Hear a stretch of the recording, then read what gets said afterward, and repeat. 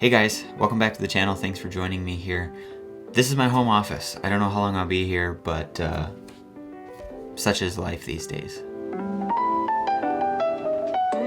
In this video, we're going to be talking about editing. Now, we started the conversation in another video I did about capturing good video with your phone.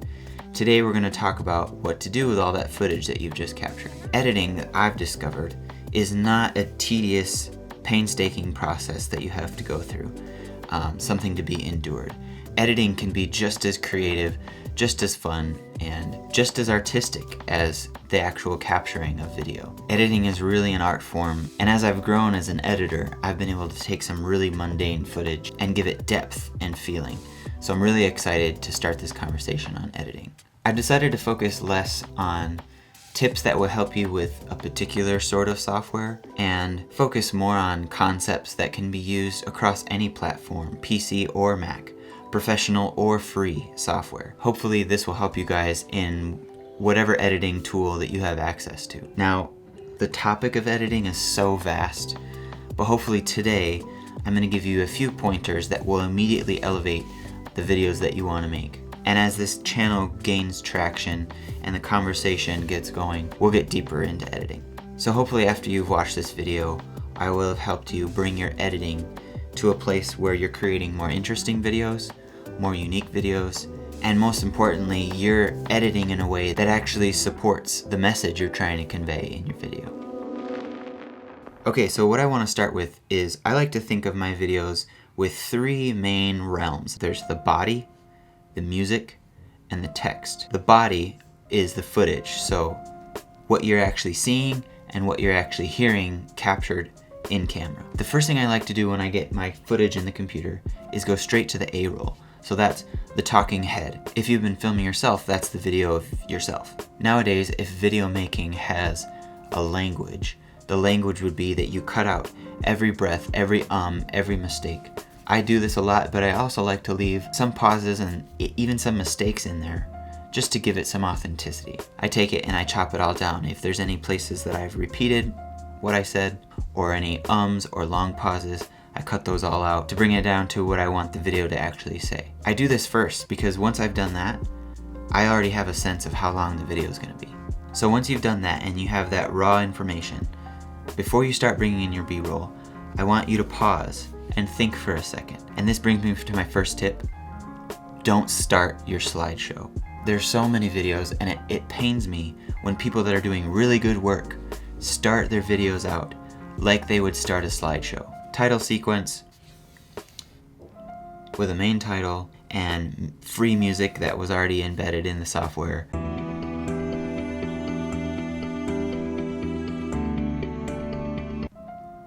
It's just so cringy. You can start your video in a plethora of different ways. You can start immediately like this video started with my face saying, "Hey guys," or you could start with some swelling music and some B-roll, or you don't even need music at the beginning. You can just start right into a conversation that you had with somebody in your community or somebody that you're doing ministry with. There's so many different ways to start your video, but just don't start a slideshow. Now, as you bring in more and more of your B-roll, one thing I talked about in the video I did on filming with your phone, the B-roll is there to enhance your story, to support your message. And it's always a really good idea to not have sections of your face and you talking and then showing B-roll with no talking.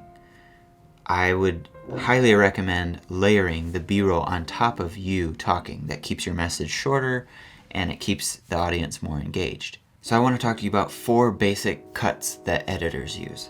The hard cut, the jump cut, the L cut, and the J cut. The hard cut is probably the most easy to understand. It's when you have a scene and at a certain point, that scene stops and another one begins within the exact same second. This is super common. It happens all the time. It's the one that any beginner starts using right away. Now the jump cut is what I've been doing this whole time as I've been talking, where the scene stays the same. You've been sitting here at my desk in front of my computer, but you see that there are actually spaces between my words, and as I talk, there's been places where there's cuts happening. Now these are called jump cuts because you're jumping ahead in time. You're not actually changing anything about the image, but you're jumping ahead in time, so that's called a jump cut.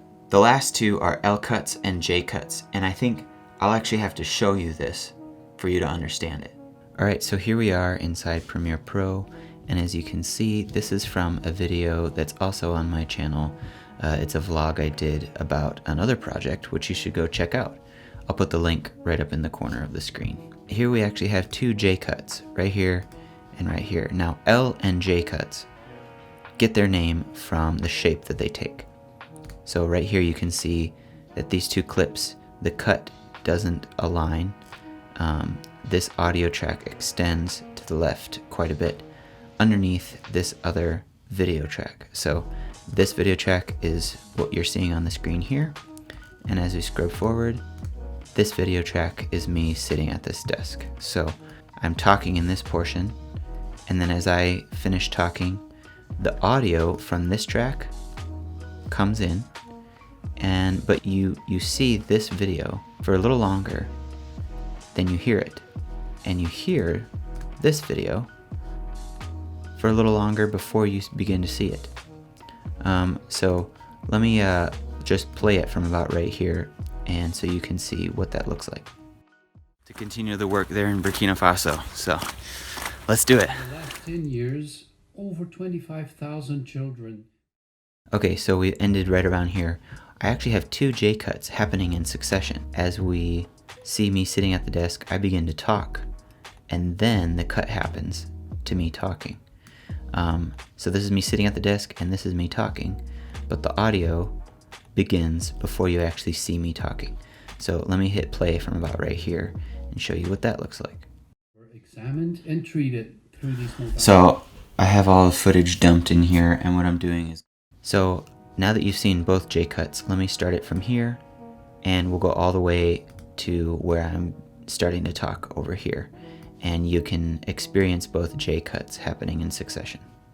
To continue the work there in Burkina Faso, so let's do it. In the last 10 years, over 25,000 children were examined and treated through these modalities. So I have all the footage dumped in here, and what I'm doing is...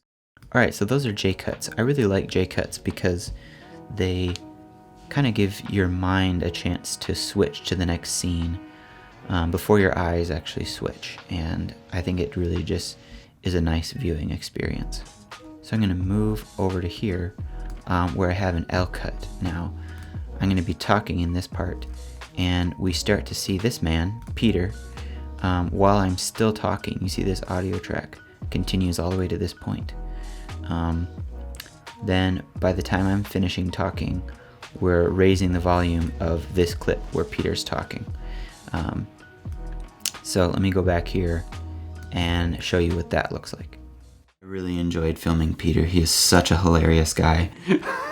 I have like a work memory about that long. Okay, so as you saw, I was speaking, and as I finished speaking, we started to see Peter's face, and then we started to hear his voice.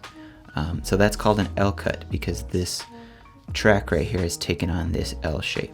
Now, I want to talk a little bit more about B-roll before we move on. B-roll really serves two purposes. The most important purpose is to support the message, support the story. You're going to hear me say that a lot. It's always a really good idea to get more B-roll than you think you're going to need. There's going to be some footage that you really want to salvage, but something was going on in the background, or there was a noise, or something ruined your shot. B-roll is there to save the day. B-roll not only serves the purpose of supporting the story, it'll save your video too, because you'll be able to cover up mistakes and nobody will ever know. So the real sweet spot for B-roll is when it's doing both. When it's enhancing your video visually and repairing the video, and also enhancing the story. That's really the sweet spot for B-roll. So, music. Now, this is a really difficult thing to navigate, and right off the bat, I'm going to suggest that you actually invest in a monthly subscription to a music library. This is probably one of the best investments you'll make. If you buy no other equipment, if you just use your phone, if you use a free software, that's great. Having the freedom to choose music that you want and music that's best for your message is priceless. There's a lot out there. There's MusicBed, there's Epidemic Sound, The one that I use is called Artlist, and I'll link it in the description below. Artlist is great because it's a really easy website to navigate, and the licensing that they use is not constrictive at all. You can use it in your podcasts, you can use it on all of your social media platforms. It gives me a lot of freedom as a creator to find the music that suits my video best and not have to worry about, can I use it in some instances and not in others? It's just a really broad, good place to find music. This video is not sponsored by Artlist. It's my honest opinion. I've really benefited from using Artlist.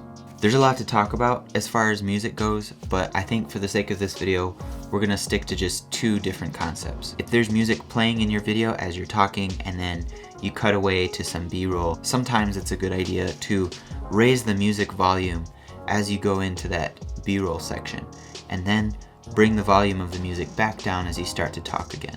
If you cut away to a scene and nothing happens to the music, the audience almost feels disconnected. Here's a very short example of what I'm talking about. A mobile dental unit was added to the clinics. Over the last 10 years, over 25,000 children were examined and treated through these mobile outreaches.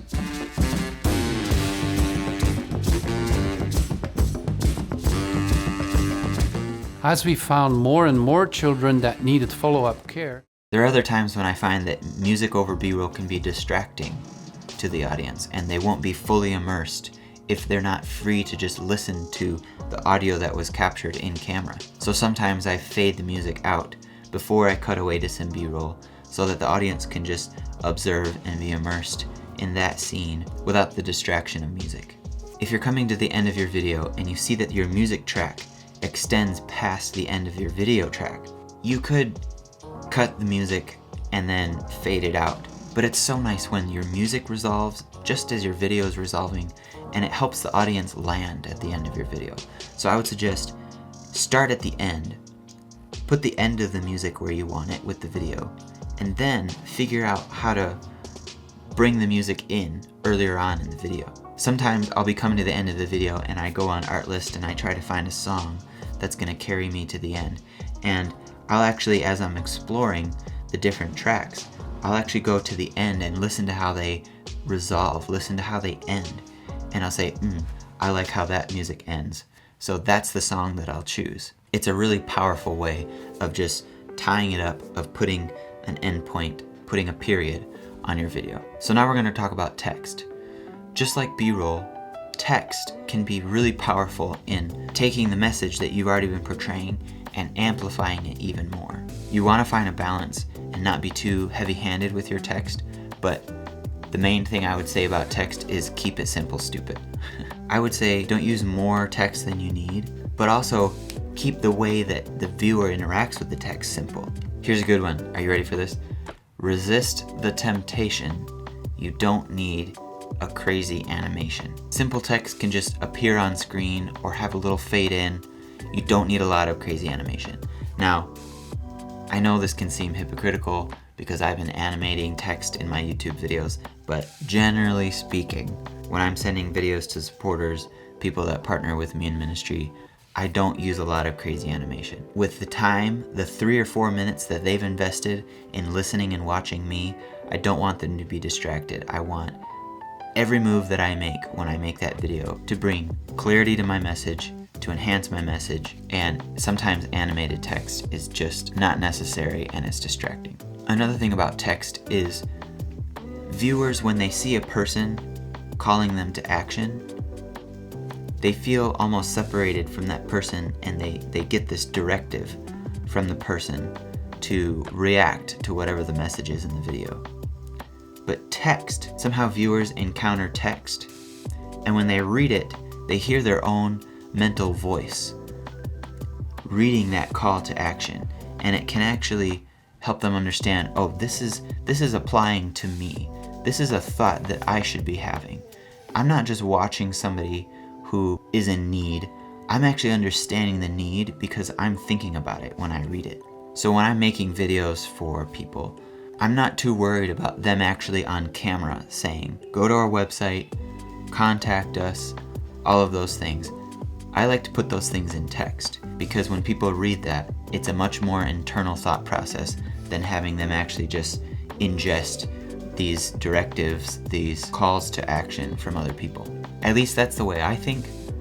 If you disagree with me, please comment. I'd love to hear what you guys think about that. Alright guys, so we've talked about the body of your video, we've talked about tastefully incorporating B-roll, we've talked about music and the emotion and connection that it can bring, the enhancing of story that it can bring, and we've talked about text. We've talked about how text can be really effective in getting people on board and getting people motivated and mobilized to partner with you. We've only scratched the surface, but I hope this video has been helpful.